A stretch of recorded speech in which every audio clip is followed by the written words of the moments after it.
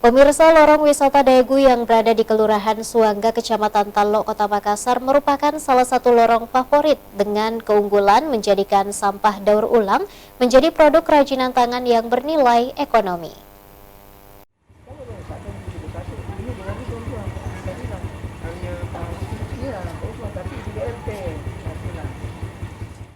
Lorong wisata Daegu yang berada di Kelurahan Suangga, Kecamatan Talok, Kota Makassar, salah satu lorong wisata yang memiliki daya tarik bagi pengunjung. Selain kebersihan lorong tersebut, di lorong Daegu juga memiliki para pelaku usaha UMKM yang inovatif dan kreatif memanfaatkan sampah daur ulang. Nama lorong wisata Daegu berasal dari bahasa Korea, yang merupakan sebuah nama kota yang ada di Korea Selatan, dengan masyarakat lorong yang memiliki kesadaran akan kebersihan serta sadar akan keindahan. Saat memasuki lorong yang sepanjang 170 meter tersebut, dipenuhi aneka macam tanaman hias yang ada di sepanjang lorong tersebut. Selain itu, juga berbagai macam tulisan dinding untuk menambah keindahan di Longwis Daegu. Jumlah warga yang terdapat di Longwis tersebut sebanyak 75 jiwa, dengan jumlah kepala keluarga 32 orang. Berbagai macam potensi wisata yang ada di Longwis tersebut, mulai dari pelaku UMKM dengan memanfaatkan sampah plastik untuk didaur ulang. Pelaku usaha UMKM lainnya menjual aneka macam makanan, berupa jajanan gorengan, bakso, dan makanan sehari-hari. Tidak hanya itu, dengan memanfaatkan lahan sempit di Longwis tersebut juga menanam aneka macam tumbuhan, baik tanaman hias maupun tanaman herbal. UMKM-nya itu adalah menjual gorengan, menjual bakso, menjual makanan sehari-hari lauk pauk, Terus ada kue-kue juga. Kue tradisional. Tradisional seperti rokok putih, sari, itu semua. Roti goreng, pisang goreng.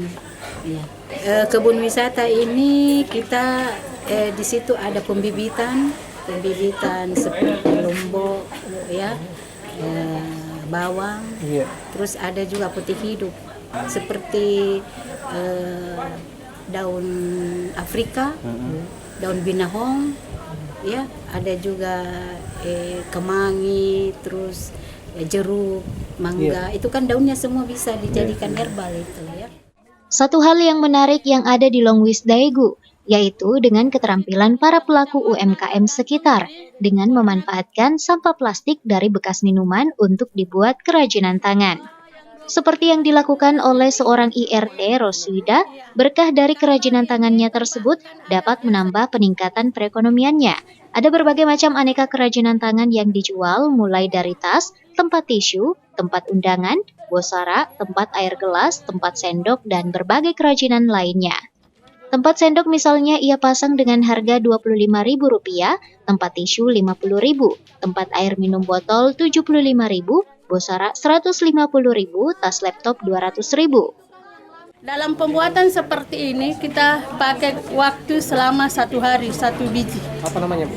Kalau ini ya tempat yang ini saya beri nama ini tempat emas erang-erang kalau ada yang pengantin. Tempat emasnya. Selain itu apa lagi, Bu? Yang selain ini yang saya buat ini ada tempat tisu. Kalau ini tempat uang.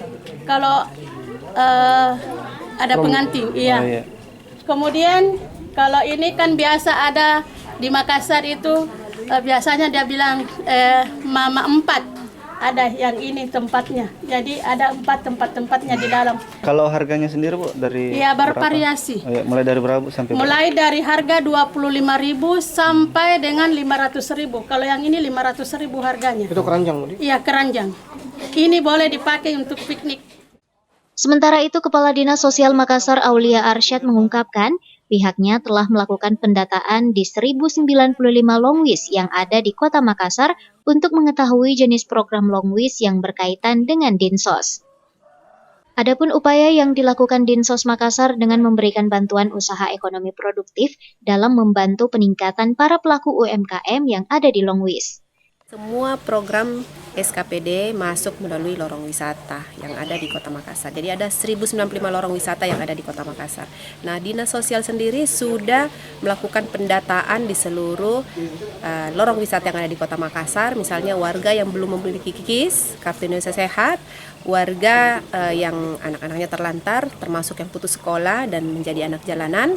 Yang ketiga, pendataan pedagang kelontong yang ada di lorong wisata dan teman-teman difabel.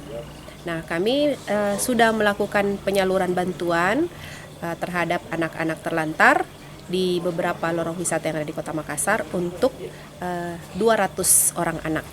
Nah, untuk pedagang kelontong itu sudah kami salurkan untuk 100 orang penerima manfaat. Nah, ke depan di bulan ini juga kami akan membagikan alat bantu kepada teman-teman difabel, termasuk lansia juga kami berikan bantuan berupa alat bantu dengar dan kursi roda.